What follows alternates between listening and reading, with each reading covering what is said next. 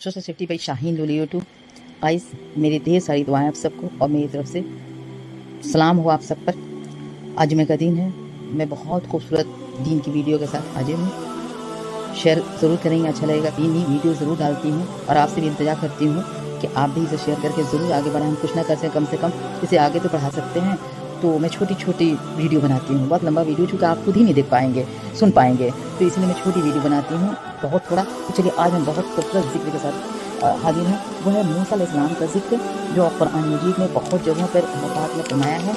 और हम सूरह ताहा का जिक्र करते हैं। सूरह ताहा में अल्लाह पाक ने मूसा अलैहिस्सलाम से जो जिक्र किया है, मूसा अलैहिस्सलाम के बारे में जिक्र किया है। जब मूसा अलैहिस्सलाम अल्लाह के हुक्म से जब कोह तूर पे जा रहे थे, तो उन्होंने अपने भाई हारून को अपनी सल्तनत सौंपी थी, अपने कौम के लोगों की जिम्मेदारियां सौंपी थी। तो चलिए, हम एक लाइन आपको अरबी भी पढ़ लेते हैं।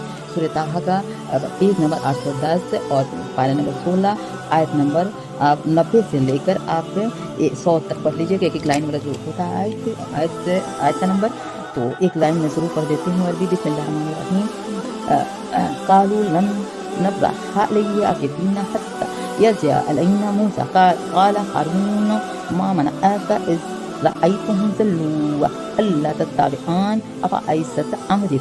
अल्लाह ताला के हुक्म से मूसा अलैहिस्सलाम जब जा रहे थे और फ़िरौन से उन्होंने जब आज़ादी पाई, अपने कौम को बनी इसराइल के साथ लेकर जब आगे बढ़े, तो जो दोनों दरियाओं के बीच में जो रास्ता बन गया थे, उसके बाद अल्लाह ताला ने बनी इसराइल को बहुत सारे इल्म दिए और बहुत सारी दौलतें भी दी और बहुत मन्ना सलवा भी उनको उतारा। ये भी जिक्र सूरह ताहा में आता है। और उन्होंने बहुत इल्म दिया बनी इसराइल को और राज करने का हुक्म दिया, जिसका जिक्र सूरह अराफ आयत नंबर 142 में भी इसका जिक्र मिलता है। मूसा अलैहिस्सलाम का जो तो सीने तौर पर अल्लाह से कलाम हुए थे, तो मूसा अलैहिस्सलाम जब अपने भाई हारून को सौंप के गए थे अल्लाह से मिलने के लिए, ये पहले भी आ चुका है। तो जब वहाँ से लौटे तो अल्लाह पाक ने मूसा अलैहिस्सलाम से कहा कि मैंने तुम्हारी कौम को आजमाइश में डाल दिया है। ज़रा सोचिए, उन्होंने अपने भाई हारून को जिम्मेदारियाँ दी थे। जब उधर से लौट के आए तो जब उन्हें पता चला कि सामरी जो है फिर से बछड़ा बनाकर इबादत करना शुरू कर दिया और दूसरा खुदा बना लिया, तो बहुत गुस्सा हुआ अपने भाई हारून पर। और उन्होंने यही हारून से कहा कि तुम्हारी ऐसी मजबूरियाँ थी जो तुम इनमें रोक ना सके। तो उनकी दाढ़ियाँ पकड़ लिए और बालें पकड़ लिए और खींच कर पूछने लगे। तो हारून अलैहिस्सलाम ने कहा, ऐ मेरी माँ के बेटे, मेरी दाढ़ी ना पकड़, ना मेरे सर के बाल नोच खींच, मैं इस बात से डरा हुआ था। तो आकर यही कहेगा कि तूने मेरी इसराइल पर फूट डाल दिया, मेरी बात ना माना। मूसा ने कहा और सामरी से पूछ ले। और मूसा अलैहिस्सलाम ने सामरी से पूछा, तेरा क्या मामला है सामरी? उसने जवाब दिया, मैंने वो चीज़ देखी जो उन लोगों को नजर ना आई, मुझे नजर आ गई।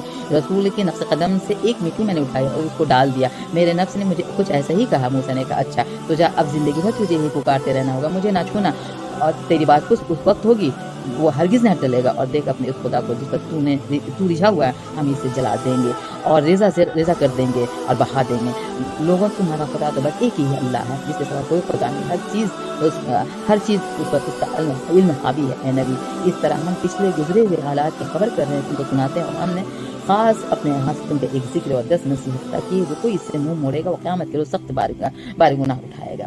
इसका मतलब यही होता है कि मेरी कौम के जानासी किरदार देखो, इसलिए कर मुफसिदों के तरीके की पैरवी न करना। हज़रत हारून इस जवाब का मतलब यही कि हरगिज़ नहीं, ये कौम का मजतमा रहना और राह रास्त पर रहने की ज़्यादा अहमियत रखता है और इत्तेहाद चाहे वो शिर्क ही पर क्यों ना हो। इत्तराफ़ से बेहतर है। इस आयत का मतलब अगर है कि कोई शख्स लेगा तो कुरान से हिदायत के बजाय गुमराही में रहेगा। हज़रत हारून की पूरी बात समझ कि इस आयत को सूरह अराफ की आयत 150 के साथ मिलाकर पढ़ना ज़रूरी है। तो ये हमारा छोटा सा जिक्र, जो कौम ईमान तो ले आई थी लेकिन फिर बदल गई। तो इस तरह आज भी हम अपने यहाँ यही देखते हैं, तो पता चलता है कि हमारे कौम में कितनी मसलकें हैं और कितनी ऐसी बातें हैं जो कुछ कहते हैं, वो कुछ कहते हैं, लेकिन हम मोमिन मुसलमानों को बस एक ही मजबूती से थाम कर रहना है, वह है नमाज और वह है कुरान। जो मानने से कुरान पढ़ लेंगे आप बिल्कुल